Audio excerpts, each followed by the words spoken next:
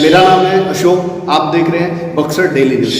Buxar daily news में व्यक्तित्व की श्रृंखला में हम तमाम लोगों से मिलते हैं और बातें करते हैं। आज हमारे साथ एक युवा चेहरा है मनु सिंह, जो कि एक सामाजिक कार्यकर्ता के रूप में बड़ी प्रखरता से अपनी बातों को रखते हैं और इन्होंने 2020 से जो है अपना राजनीतिक कैरियर भी शुरू करने जा रहे हैं, और वो भी बक्सर विधानसभा क्षेत्र से।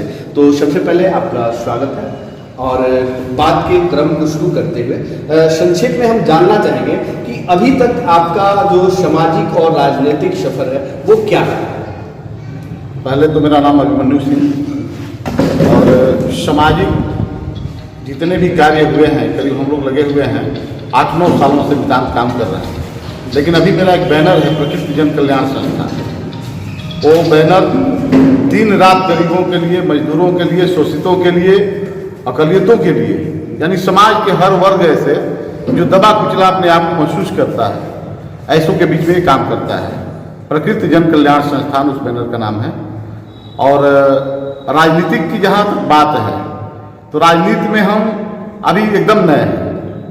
राजनीति का शुरुआत करने का मुख्य जो विषय जो रहा वो ये रहा कि हर जगह बदहवासी है, एकदम कहीं कुछ काम नहीं हो रहा है। हमारे सारे लोग ठगे ठगे से महसूस कर रहे हैं। अच्छा, राजनीति में जिस तरीके से आपने एंट्री किया और वो भी बिल्कुल विधानसभा कैंडिडेट के रूप में, जिस तरीके से सोशल मीडिया पर ये देखा जा रहा है कि जो भाजपा है, भाजपा से उम्मीदवार के तौर पर आपको देखा जा रहा है, तो इस तरीके से अचानक आप इस मैदान में कैसे कूद पड़े? एक्चुअल में हमारे जितने भी लोग हैं उन लोगों का मन था कि आप लड़िए विधानसभा। ये हमारे बस का बात नहीं था। हमारे पास जो हजारों युवाओं की जो टीम जो है वो टीम लगी हुई है कि नहीं अभिमन्यु भैया अगली बार आप चुनाव लड़िए, और हम सारे लोग साथ हैं। और जहाँ तक एकदम कूद पड़ने की जो बात है उसमें हमारे सारे गार्जियन तो है ही, हमारे ऐसे सारे मित्र हैं जो बाहर से भी हैं और यहाँ भी हैं। उन सारे लोगों का था कि बहुत ऊब चुके हैं अब कुछ ऐसा किया जाए कि युवाओं को, और खास करके जो भी दलित समुदाय के लोग हैं, जो बैकवर्ड समुदाय के लोग हैं, या सर्वजन की हम लोग बात करते हैं, बहुजन की ही बात नहीं है, उसमें भी बहुत सारे ऐसे लोग हैं जो दबे कुचले हैं, अपने आप को असहाय महसूस करते हैं। ऐसे लोगों को काम करने के लिए हम लोग आए हैं और बहुजन समाज पार्टी के द्वारा आए हैं। आपका जो मुकाबला रहेगा वो ऐसे लोगों से रहेगा, एक तरफ जहाँ भारतीय जनता पार्टी है, दूसरी तरफ वर्तमान विधायक हैं, तो ऐसे लोगों से पाला पड़ेगा। वो भी जो बक्सर विधानसभा है ये कहीं ना कहीं ये माना जाता है कि ये जो है ब्राह्मण बहुल्य इस तरीके का वर्चस्व रहा है अभी चलिए शुरुआती दौर से, बीच में कुछ दूसरे लोग भी आए। तो ऐसे में आपका जो मेन होगा, क्या होगा, कौन से वो मुद्दे होंगे जिसके ऊपर आप फोकस करेंगे? सबसे पहले तो हम आपको ये जरूर बताएंगे कि हमारे समझ से बक्सर विधानसभा को जितना प्रचारित किया गया कि ब्राह्मण बहुल क्षेत्र है, वो है नहीं। ये हमारे समाज की बहुलता वाला क्षेत्र है, और इस पर किसी भी तरह की दारोमदारी हम इसलिए करना चाहते हैं कि जो मौजूदा विधायक है उसकी हालात आप देख रहे हैं, जो मौजूदा सांसद है और उसकी भी हालात आप देख रहे हैं। प्रतिदिन हॉस्पिटल का जो व्यवस्था है वो और दूर दिन होते जा रहा है, यहाँ से लेकर के डुमरांव तक। डुमरांव में एक हमारे साथी हैं, वो रोज फोन करते हैं कि भैया रोज आदमी मर रहा है, और हम लोग आंदोलन भी चलाने के मूड में है। लेकिन कुछ कारण है, हम लोग सोच रहे थे कि सीएस से बात करके हम लोग उसको करेंगे। तो सबसे बड़ा चीज है कि जो भी सामने वाला व्यक्ति हो अगर मजबूत होता है तो उससे लड़ाई लड़ने में मजा आता है।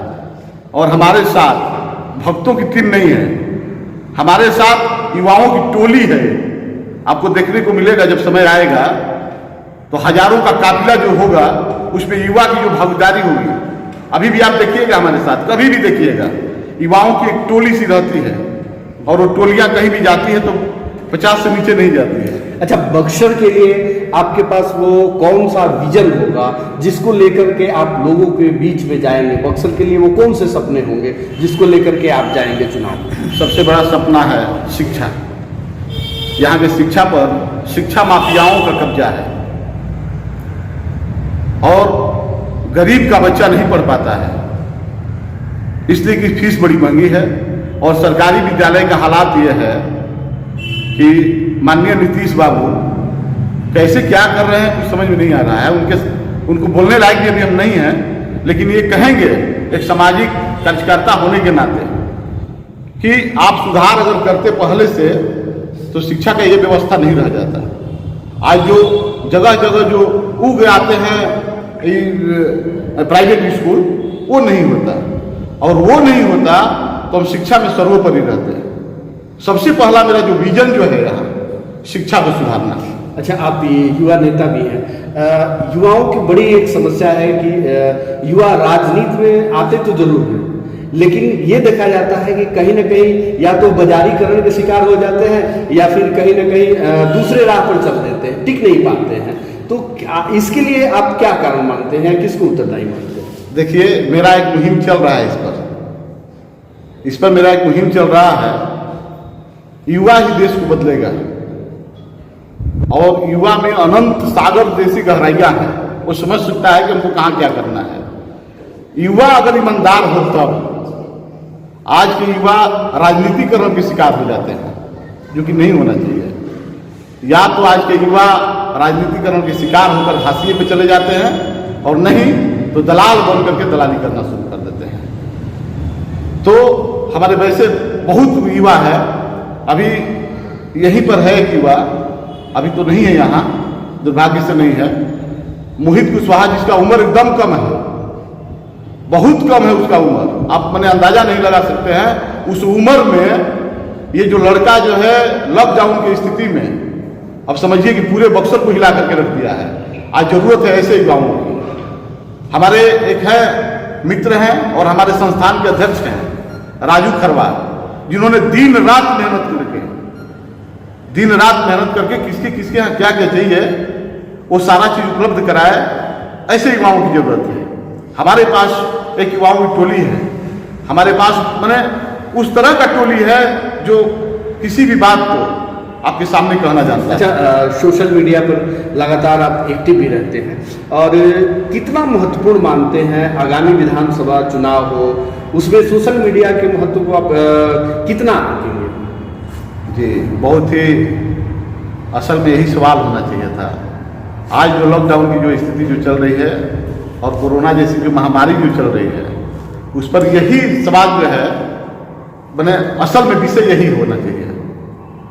देखिए, आज का जो मैंने समय जो है वो सोशल मीडिया ही चुनाव लड़ेगा। अब वर्चुअल रैली हो रही है, उस तरह की रैलियों की जमाना नहीं है, और वही आदमी चुनाव ही जीतेगा जो लोगों के दिल तक पहुंच चुका है। वो आदमी चुनाव नहीं लड़ेगा कि हम टपका दिए गए और कहीं से आ गए और आ करके हमको ये सिंबल मिल गया, उस सिंबल पर मैं चुनाव लड़ लूं। ऐसा नहीं होने जा रहा है। अब क्यों होगा, जो काम किया है उसको वोट देना होगा। ये थे हमारे साथ मन्नू सिंह जी, जिन्होंने बड़ी बेबाकी के साथ अपनी बात रखी, और कहीं ना कहीं इन्होंने ये भी बात कही कि जो सोशल मीडिया है उसकी भूमिका आगामी विधानसभा चुनाव में बड़ी होने जा रही है। ऐसे तमाम खबरों के लिए हमारे साथ जुड़े रहिए, हमको फॉलो करते रहिए। मैं हूँ अशोक उपाध्याय।